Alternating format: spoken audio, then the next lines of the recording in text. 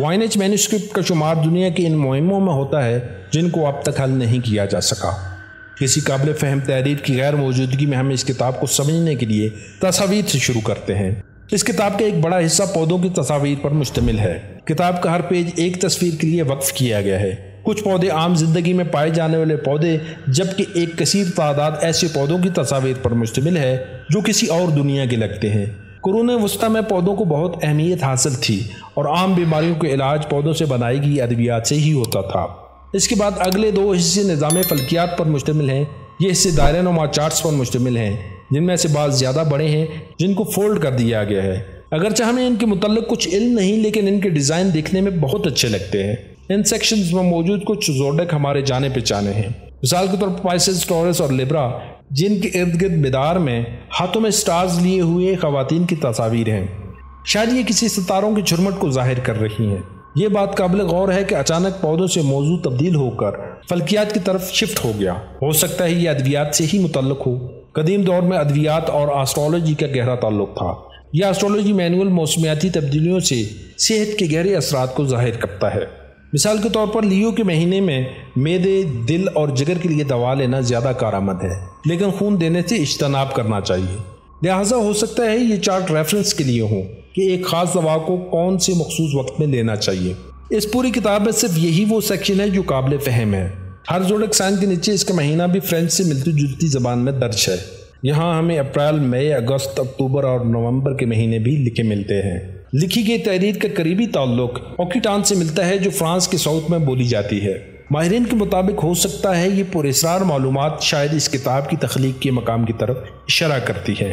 آسٹرولوجی اور کازمولوجی سیکشن کے درمیان جو حصہ ہے وہ برہنہ خواتین کی تصاویر سے بھرا ہوا ہے جو بڑے بڑے باتھ ٹبز میں غسل کر رہی ہیں۔ یہ سیکشن واٹر سلائیڈز کی طرح دکھائی دیتا ہے۔ جو آپ پیج الٹتے جائیں تصاویر مزید پراسرار اور پیچیدہ ہوتی چلی جاتی ہیں، جیسا کہ بل کھاتے ہوئے پانی کے پائپ جن میں سے سبز رنگ کا محلول بہتا ہوا دکھائی دیتا ہے، لیکن ان کا مقصد کیا ہے یہ معلوم نہیں۔ لیکن اگر آپ غسل سے متعلق پرانی کتب کو مطالعہ کریں تو ان کتابوں میں بھی غسل سے متعلق تصاویر وائنچ مینوسکرپٹ سے ملتی جلتی ملیں گی۔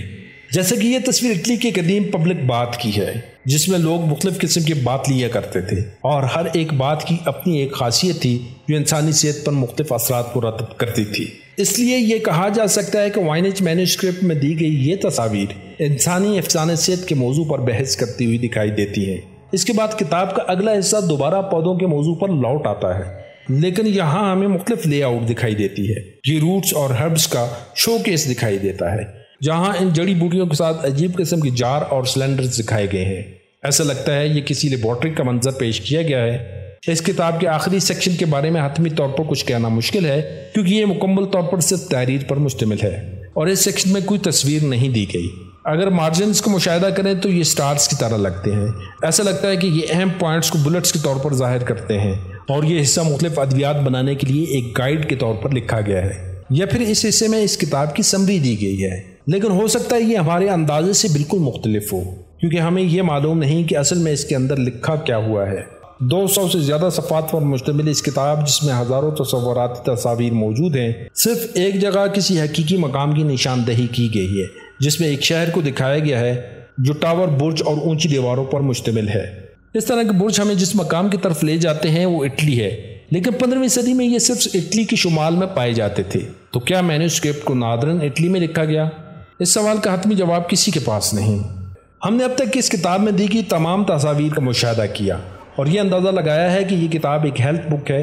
اس کتاب کے تمام حصوں کا اگر آپس میں لنک کیا جائے تو پودوں سے لے کر سٹارز، زوڈک چارٹ سے لے کر جادوئی باتس تک کی تصاویر اس دور کے دیے گئے تمام لٹریچر سے مختلف تھی۔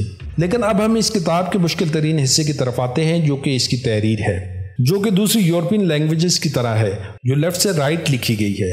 الفاظ 2 سے 10 لیٹرز پر مشتمل ہیں اور ہر لفظ کے درمیان سپیس موجود ہے۔ ماہرین کے مطابق یہ کتاب 2 مختلف قسم کی لینگویجز میں لکھی گئی ہے۔ کتاب کے زیادہ بڑے حصے کو لینگویج اے کا نام دیا گیا ہے، جبکہ سٹارز اور بات سیکشن کو لینگویج بی کا نام دیا گیا ہے۔